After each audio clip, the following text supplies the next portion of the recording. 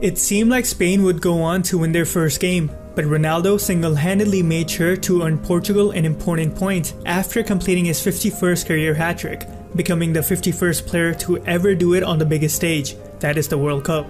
Even though some of the goals were not a direct result of a tactic, it's important that we take a look at the tactics employed by these two sides because this game is easily one of the games of the tournament. And also, both managers are bound to use very similar tactics in their following matches. Without further ado, let's take a quick look at how Portugal lined up for this match. Moutinho and Carvalho were the double pivot in front of the defense.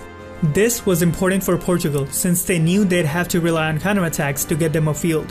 Having said that, this allowed Portugal to have a balance of 5 attacking players with Carvalho and Moutinho staying back during counterattacks, providing a fullback with the opportunity to go upfield.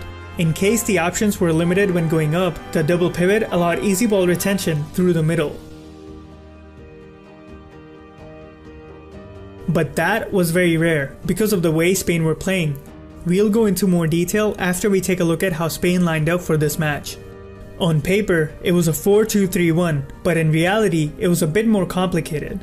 Koke played as a box-to-box midfielder, while Isco was given the freedom to roam around. Busquets played in his preferred position of a defensive midfielder.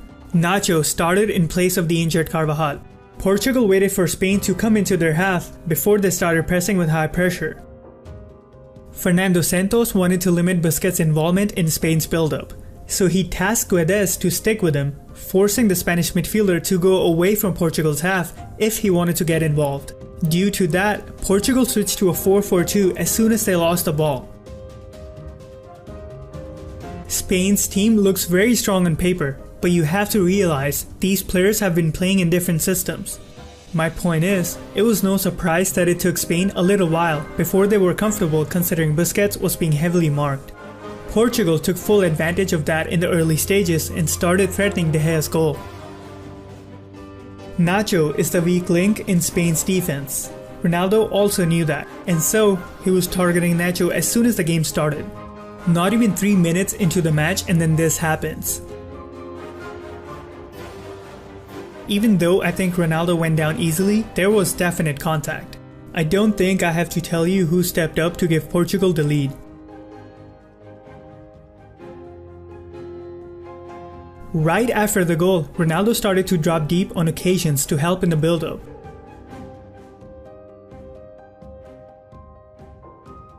The reason why he had to come deep every now and then is because of how Spain were playing without the ball. Spain switched to a 4-5-1 as soon as they lost the ball and then pressed with high pressure to regain possession.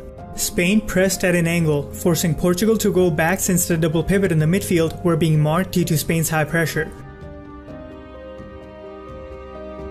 Apart from that, Portugal had to be direct more than they would have liked and try to bypass the midfield whenever they got the ball.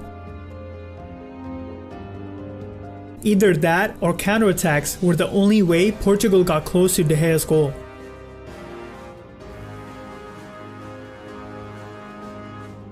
Now, let's take a closer look at Spain's tactics with the ball.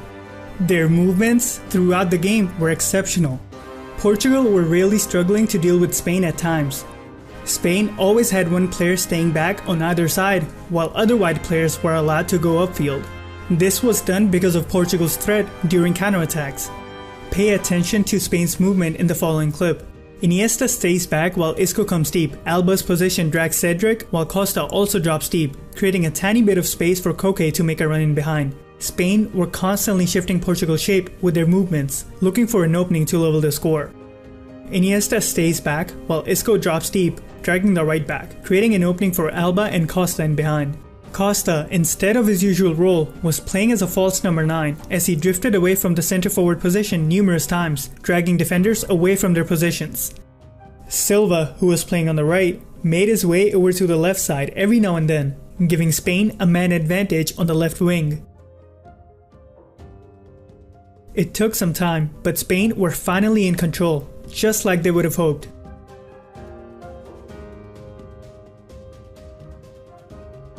Spain kept threatening Portugal's goal since they were able to create more chances now.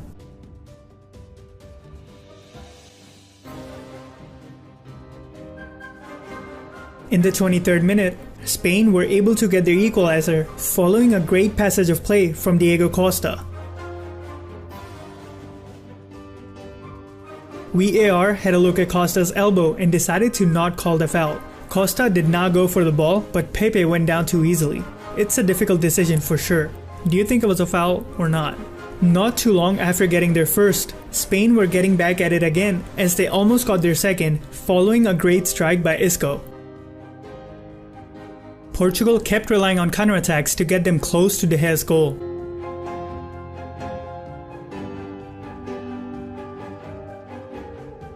Spain looked very content with the way they were playing as the game went on.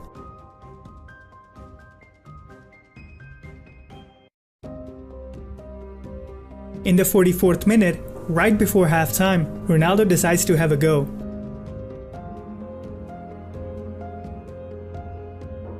There's no excuse for that blunder. De Gea should be saving that with no problems at all.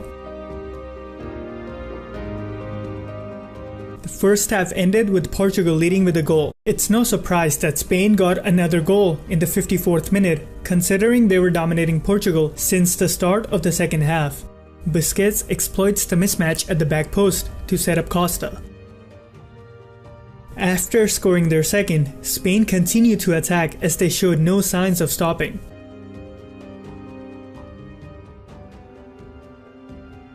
Not even 3 minutes had passed since Costa scored a second, and then this happens. Right after conceding their third, Portugal started pressing with high pressure all over the field.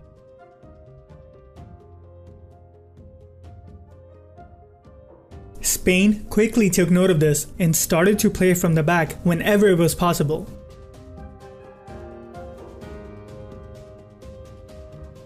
Portugal were struggling to counterattack early in the second half as they kept giving the ball away.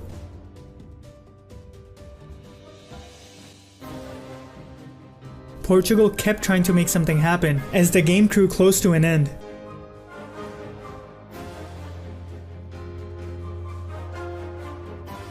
While Spain were threatening Portugal's goal almost every time they got the ball.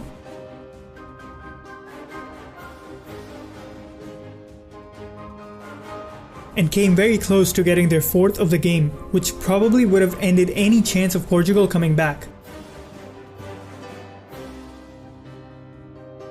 Around the 70th minute, both teams made some changes. Spain kept exploiting Portugal's high pressure as this made it easy to find spaces, while Portugal were throwing everything they had at Spain, looking for that equalizer to get them a point.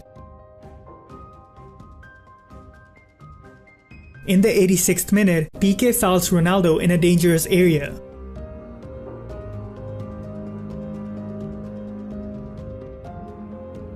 Even though, prior to this, Ronaldo hadn't scored from a free kick in competitive games in 46 attempts, he stepped up to score an amazing free kick, which left De Gea standing in his place. After that goal, the momentum shifted to Portugal's side, who almost got the winner in the closing stages of the game. The game ended 3-3 with both sides taking a point. Ronaldo made the difference and got Portugal a very important point against an immensely talented Spanish side. It was a great game to watch, no doubt. Spain played really well, but Ronaldo stole the show by becoming the first player in history to score a hat-trick against Spain in the World Cup. Which team do you think will top this group? Spain or Portugal? Let me know down in the comments below. I love to hear what you guys think. If you guys like what I do me a favor and click and watch my other videos since it will help my channel due to watch time. I would really appreciate that since my watch time gets affected negatively every single time I re-upload. Follow me on Twitter, Instagram and Facebook. All the links can be found in the description.